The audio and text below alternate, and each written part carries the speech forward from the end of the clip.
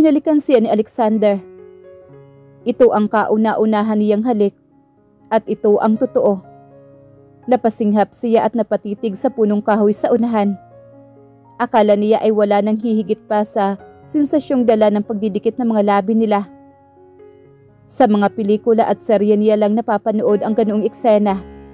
Kakaiba pala kung ikaw mismo ang hahalikan. Pakiramdam niya ay tumigil sa pag-inog ang mundo nang naging makulay ang lahat sa kanyang paligid. Ganito pala ang mahalikan ng taong mahal na mahal mo. Ng taong palaging laman ng mga panaginip mo. Naghahalo ang kilig at init sa kanyang sistema. Inihiga siya ni Alexander sa tabing ilog. Ipinikit niya ang mga mata. Kung dahil sa sinag ng araw o dahil sa mga sensasyong dala na mainit na pagdampi ng labi ni Alexander sa balikat at leeg niya ay hindi na niya matukoy pa. Ito ang pangarap niya. Walang gabi na hindi niya isinasama sa panalangin ang katuparan ng kanyang pag-ibig para sa binata. Dama niya ang init ng mga palad nito at halos hindi siya makapaniwalang nangyayari ang mga ito sa ngayon. Ipinaling niya ang ulo, pakaliwa para bigyan laya ang mga labi nitong gumagapang sa leeg niya. Napakagat-labis siya nang maramdaman ang pagsipsip nito sa balat niya. Alam niyang nag-iiwan ito na marka pero wala na siyang pakialam. Napaungol siya dahil lumapat sa sentro ng pagkababae ang isang palad nito. Hindi niya alam kung ano ang gagawin bago sa kanya ang lahat ng ito. Ipinwesto nito ang sarili sa pagitan ng magkabila niyang hita. Ibinaba nito ang pang-ibaba niya at ibinaba rin ang sariling pantalon. Hindi niya matukoy kung para saan iyon, pero hindi na maiproseso ng utak niya ang mga nakikita niya sa mga mata nito. Sigurado ka bang itatago mo ang sekretong ito? Bulong nito habang lalong pinaghihiwalay ang mga binti niya. Yes, umuungol na wika naman niya. Hindi mo sasabihin ito kahit na kanino ang tungkol sa ating dalawa. No, sagot naman muli ni Jade.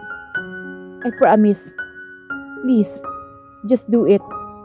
Ipinapangako kong walang makakaalam at hindi niya natapos ang litanya at marahas na siyang napasinghap dahil sa biglang pag-angkin sa kanya ng binata. Hindi niya alam kung ilang beses siyang nangatal sa paulit-ulit na pagsabog ng init ng kanyang kaibuturan. Naramdaman na lang niyang hinapit siya lalo ni Alexander. Alam ni Jade na nangako siyang walang may magbabago sa kanilang dalawa ni Alexander. Pero mahirap pala. Lalo na at naulit pa ng ilang beses ang nangyari sa kanila ng binata. Sa loob ng kwarto nito, sa loob ng kwarto niya, sa shower, sa loob ng sasakyan nito, at kahit sa ilog ay ilang beses na nilang inulit iyon.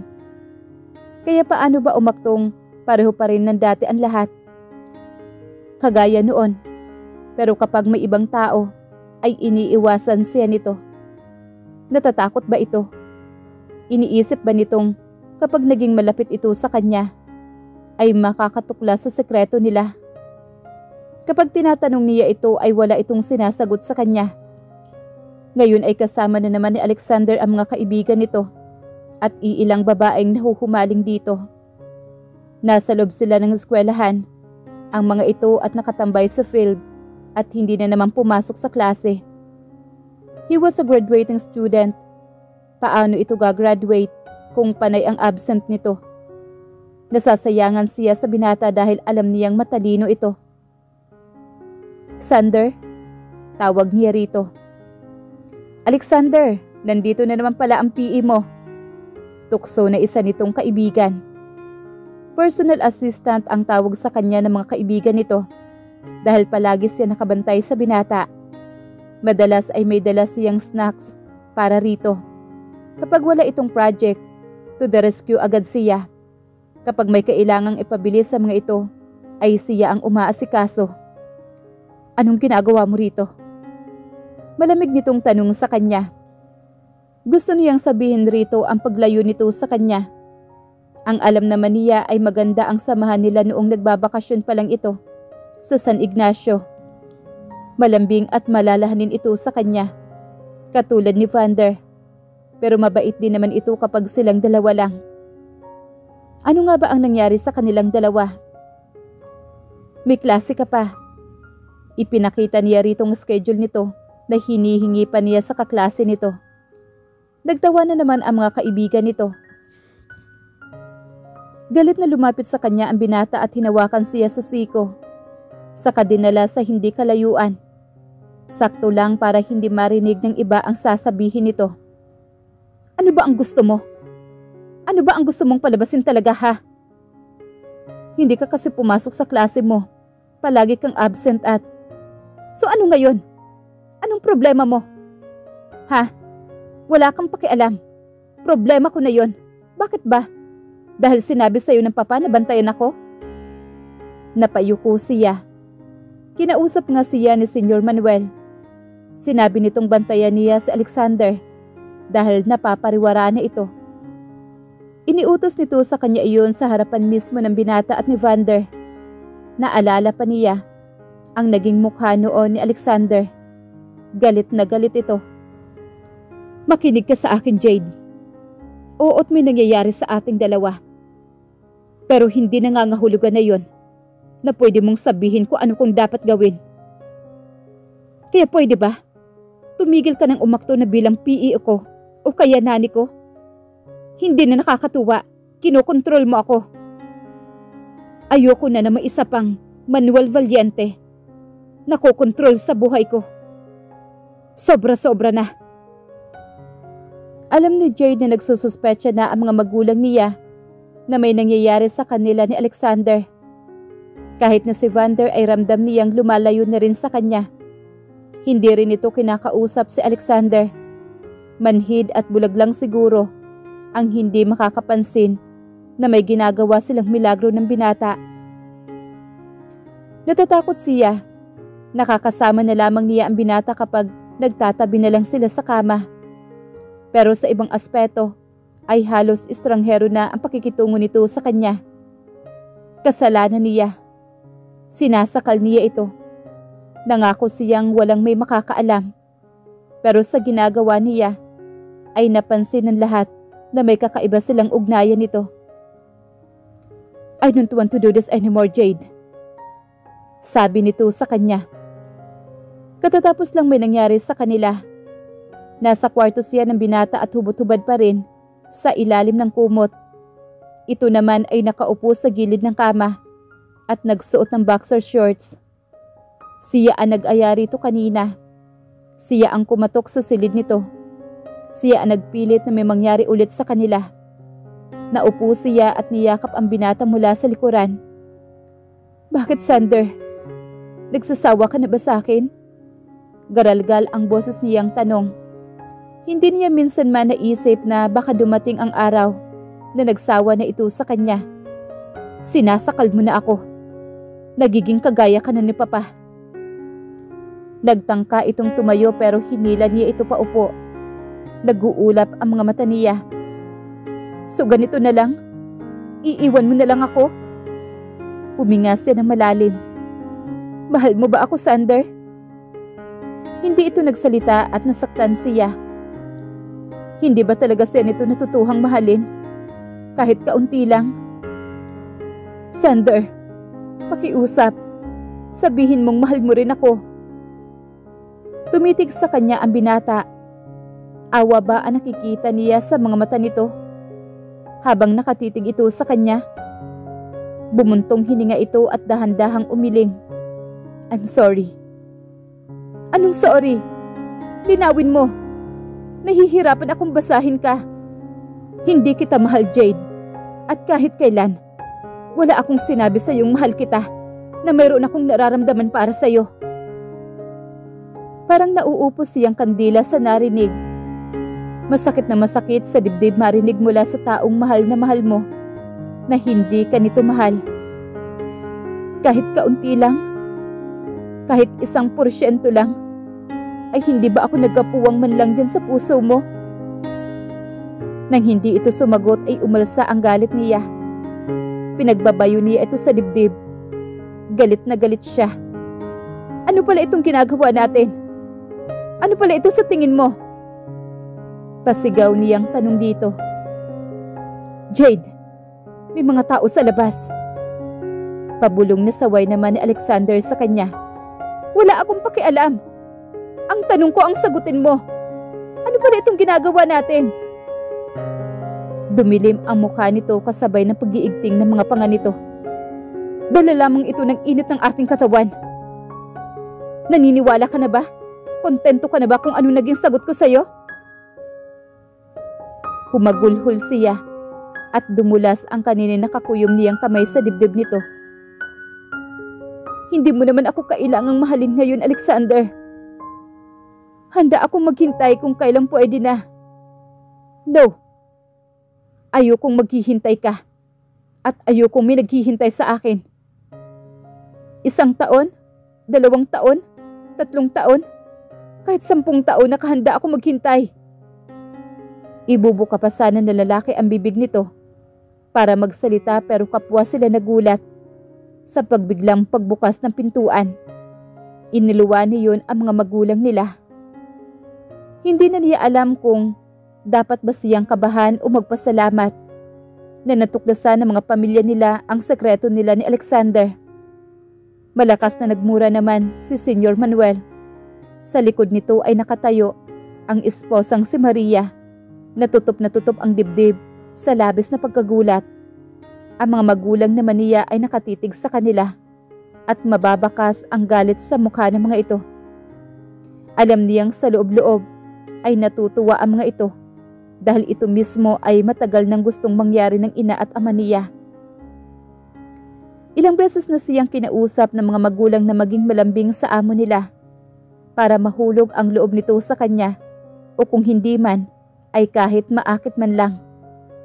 Gusto niyang matawa na mapait dahil gasgas sa eksena na pelikula ang sitwasyon nila ngayon. Pero gasgas man ay aminin niyang may pag-asa siyang nasisilip na baka dahil sa tagpong iyon ay magiging kanya na si Alexander habang buhay. Senyor Manuel, Senyora Maria, hindi ho pa kawalang babae ang nag-iisa naming anak.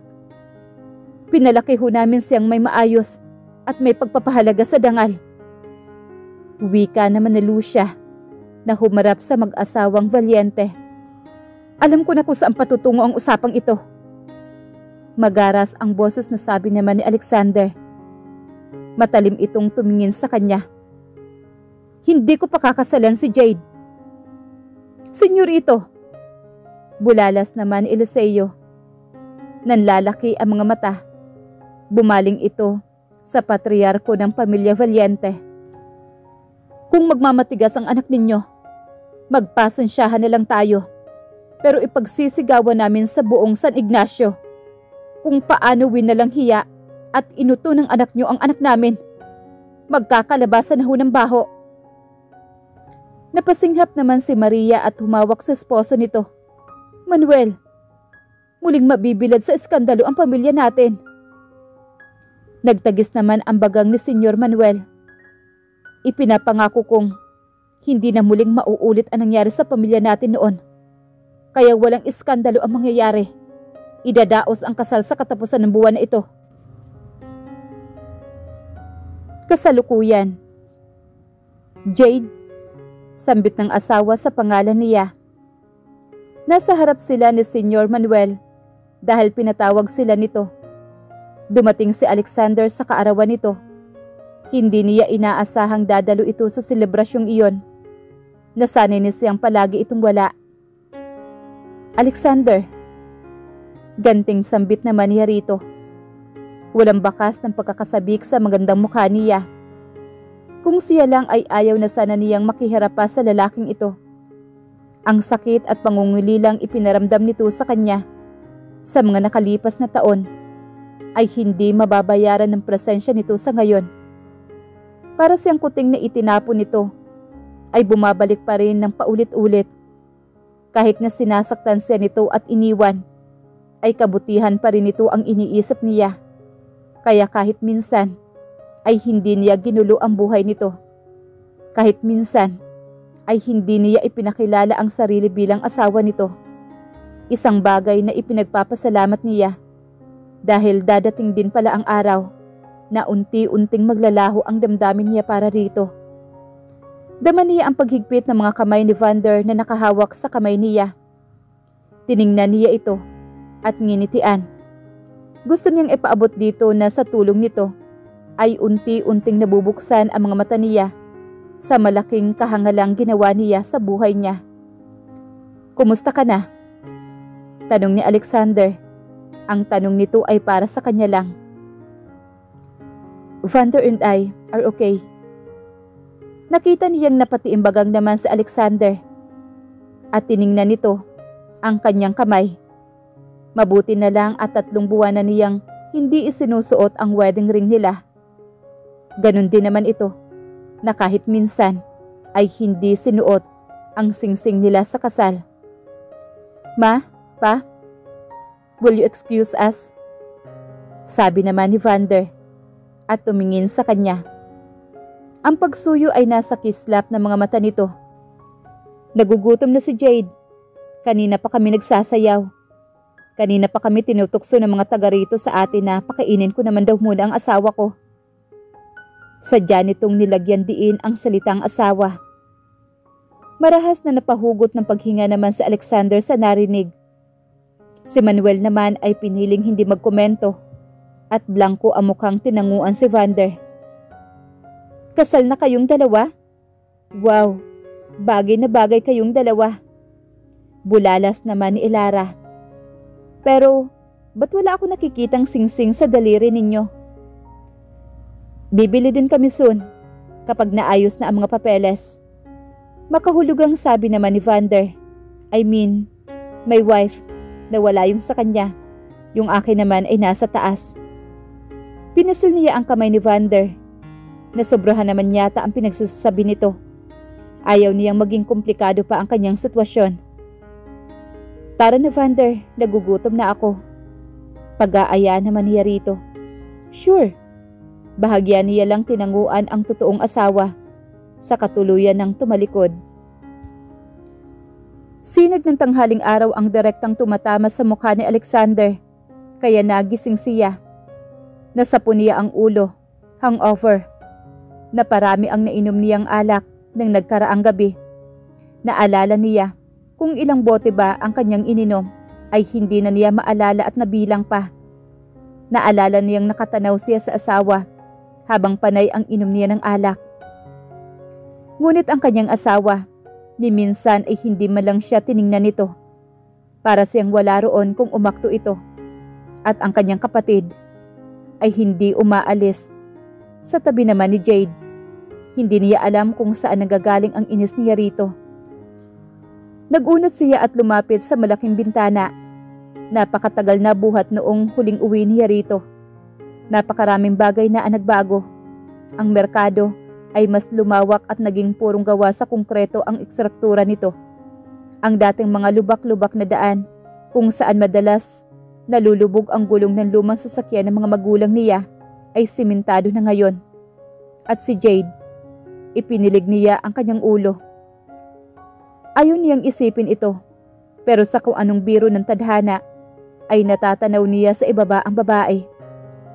Ganoon pa rin ang buhok nito, itim na itim at nangingintab.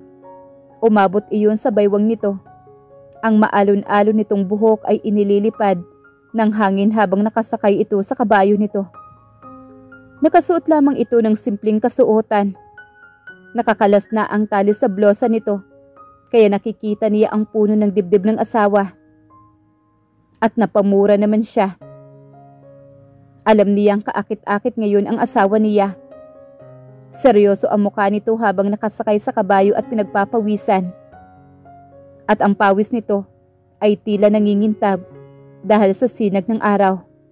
At hindi niya maikakaila kung gaano kaganda at kadyosa ang kanyang asawa. Matagal siyang nanatili sa tabi ng bintana at nakatitig lang siya kay Jade.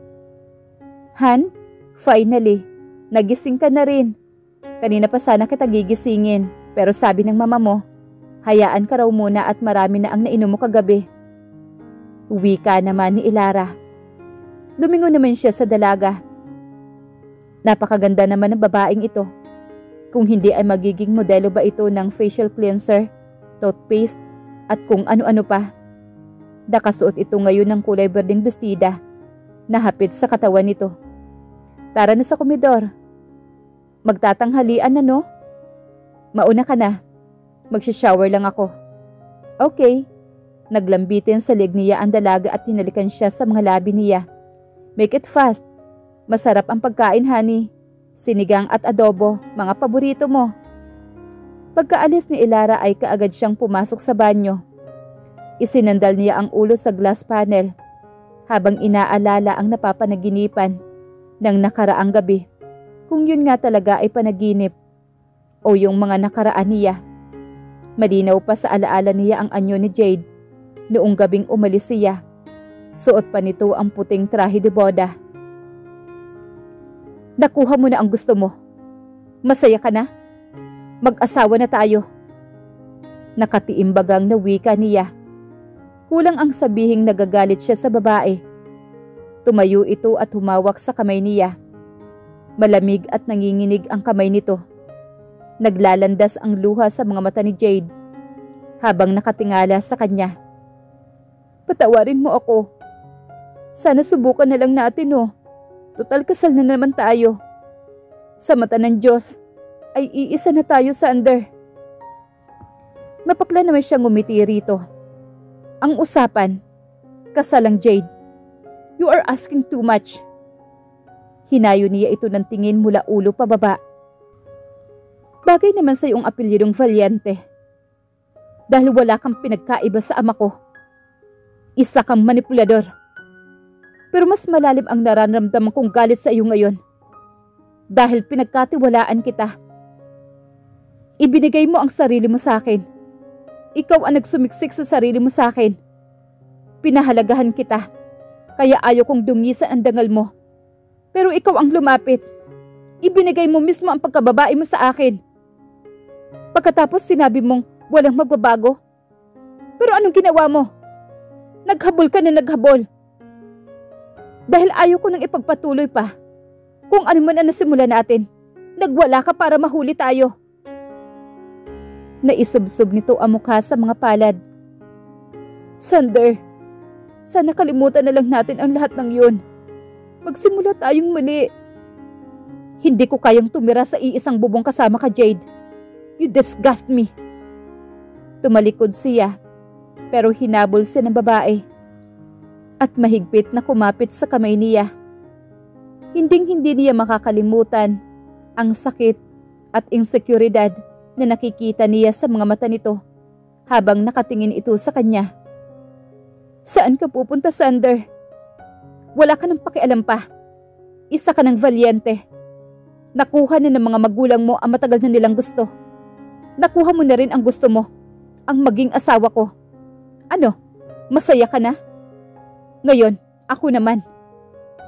Kinasusuklaman ko ang lahat ng tao na nagmamanipula ng buhay ko. Iiwan mo ako? Bakit kapag iniwan kita? Mag-iiskandalo ka? Tatakutin niyo uli ang mga magulang ko para sumunod ako sa inyo? Nag-igtinga naman ang mga panganiya. Nakita niya ang lungkot sa mga mata nito at napayuko ito. Dahan-dahan ay bumitaw ito sa pagkakakapit sa kamay niya. Maghihintay ako rito. Hihintayin kita, Sander. Hihintayin ko ang araw na mapatawad mo ako at muli kang bumalik sa akin. Tumingkayad ito at hinalikan siya sa mga labi niya. I love you, Sander. Napakaganda ng lugar ninyo, senyor. Wika naman ni Elara. Salamat. Payak na tugo naman ni senyor. Naupo ang senyor sa kabisera ng hapagkainan. Hinagilap ng mga mata nito ang asawa. Nasaan na si Vander at Jade? Si Jade ay nakita kong nangangabayo kanina. O ito na pala si Vander. Naupo naman si Vander at tinitigan ang bakanting upuan ni Jade. Nasaan si Jade, ma? Nandito. Sambit naman ng babae mula sa bungad ng komedor.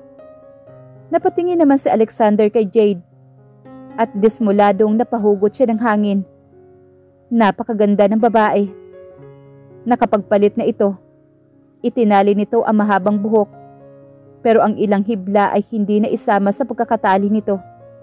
Pinaghila ito ng upuan ni Vander at kumuyom naman ang kamay niya nang hinawi ng kapatid ang mga hibla ng buhok ni Jade at inipit sa likod ng tainga nito. Naalala pa niya na ginawa rin niya iyon noong namamangka sila ni Jade. Tumikim naman si Senyor Manuel at pagkatapos manalangin ay iminosyon ang mga pagkain sa hapag. Kain na. Nabawasan yata ang timbang mo, Jade. Nangangayayat ka yata. Maging si Alexander ay nagulat sa sarili.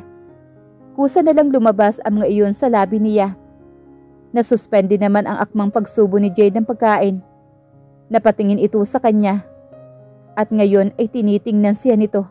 Sa wakas, tumingin rin ang mga mata nito sa kanya. Mula kanina ay parang hanging dinaan-daanan lang siya ng mga mata nito.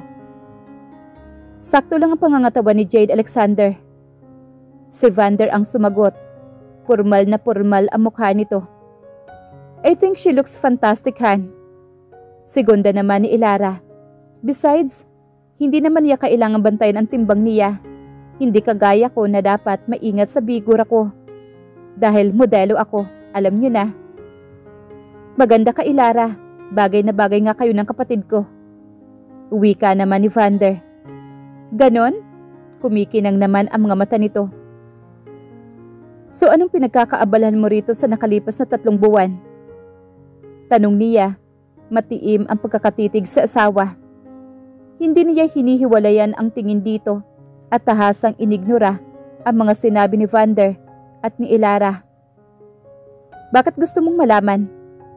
Si Vander ulit ang sumagot. Pumulso naman ang panga ni Alexander. Ikaw ba ang tinatanong ko? Bakit hindi mo siya hayaang magsalita? Marunong naman magsalita si Jada. Alexander, Vander. Hiyaw naman na matanda sa kanila. That's enough. Ulit nito. Napakabastos. Ganyan ko ba kayo pinalaking dalawa? Pasensya na, Papa. Hinging pa umanhin naman ni Vander. Siya naman ay nanatiling tikom ang bibig at imbes na humingi ng paumanhin, ay umalsa lang ang isang sulok ng labi niya para sa nasusuyang ngisi. Hanggang ngayon ay sunod-sunurang anak pa rin talaga ang papel na ginagampanan ni Vander.